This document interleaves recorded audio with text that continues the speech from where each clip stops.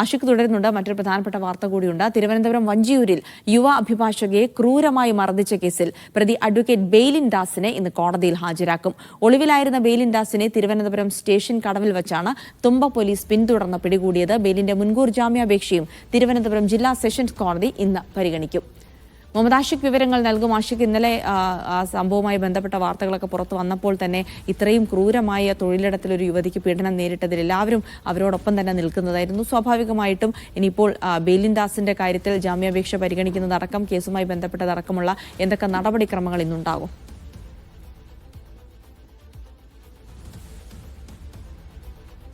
തീർച്ചയായും ജിൽസി, ഇന്നലെ ഒളിവിൽ കഴിഞ്ഞുകൊണ്ടാണ് ബെയ്ലിൻ ദാസ് ജില്ലാ സെഷൻസ് കോടതിയിൽ മുൻകൂർ ജാമ്യാപേക്ഷ നൽകിയിരുന്നത്. ആ സമയത്ത് പോലീസ് ബെയ്ലിനെ അറസ്റ്റ് ചെയ്തിട്ടുണ്ടായിരുന്നില്ല.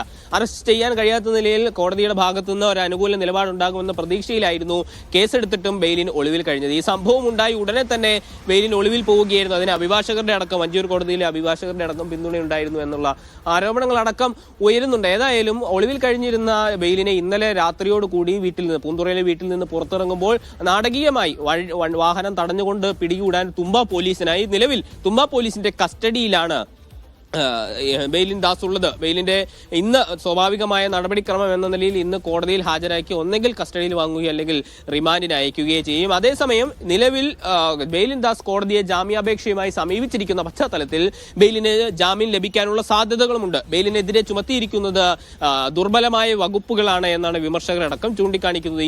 ഇത്തരം ഒരു സാഹചര്യത്തിൽ ചുമത്തേണ്ട കർശനമായ പല നിയമങ്ങളും ബെയ്ലിനെതിരെ ചുമത്തിയിട്ടില്ല എന്നുള്ള വിമർശനം ഉയർന്നു വരുന്നുണ്ട്. അതേസമയം ബെയ്ലിന്റെ രാഷ്ട്രീയ പശ്ചാത്തലം ചൂണ്ടിക്കാണിച്ചുകൊണ്ടുള്ള വിവാദങ്ങളും കടക്കുന്നുണ്ട്. 2015 LDFന്റെ സ്ഥാനാർത്ഥിയായി പൂന്തുറയിൽ നിന്ന് തിരുവനന്തപുരം കോർപ്പറേഷനിൽ മത്സരിച്ച ആളാണ് ബെയ്ലിൻ എന്ന് ഒരു ഭാഗം വാദിക്കുമ്പോൾ തങ്ങൾക്ക് CPMന് യാതൊരു ബന്ധവും ബെയ്ലിനുമായി ഇല്ലെന്നുള്ള പ്രതിരോധം CPM മുന്നോട്ട് വയ്ക്കുന്നു. അതേസമയം ഇന്ന് കോടതിയിൽ ബെയ്ലിന് വേണ്ടി ഹാജരാകുന്നത് ലോയേഴ്സ് കോൺഗ്രസിന്റെ ഒരു നേതാവാണ് എന്നുള്ള വിവരങ്ങൾ ഇപ്പോൾ പുറത്തു വരുന്നുണ്ട്. അപ്പോൾ ഇന്നലെ പ്രതിപക്ഷ നേതാവ് അടക്കം CPMന്റെ പിന്തുണയുള്ള ആളാണ് ബെയ്ലിൻ എന്നുള്ള രീതിയിലുള്ള വിമർശനങ്ങൾ ഉയർത്തിയിരുന്നു. ആ ഘട്ടത്തിലാണ് ഇപ്പോൾ ലോയേഴ്സ് കോൺഗ്രസിന്റെ ഒരു പ്രതിനിധി ബെയ്ലിന് വേണ്ടി ഹാജരാകുന്നു എന്നുള്ള വാർത്തകൾ പുറത്തു വരുന്നത്. ഏതായാലും അതുമായി ബന്ധപ്പെട്ടുള്ള ഡെവലപ്മെന്റുകൾ വരും മണിക്കൂറിലുണ്ടാവും. ഇന്ന് 11 മണിയോടെ കൂടിയായിരിക്കും കോടതി സജീവമാവുകയും ബെയ്ലിന്റെ ജാമ്യാപേക്ഷ കോടതി പരിഗണിക്കും. ഏതാണ്ട് അതേ സമയത്ത് തന്നെ കോടതിയിൽ ബെയ്ലിനെ ഹാജരാക്കാനും തുമ്പ പോലീസ് നടപടികൾ ആരംഭിച്ചു കഴിഞ്ഞു. ജിൽസി.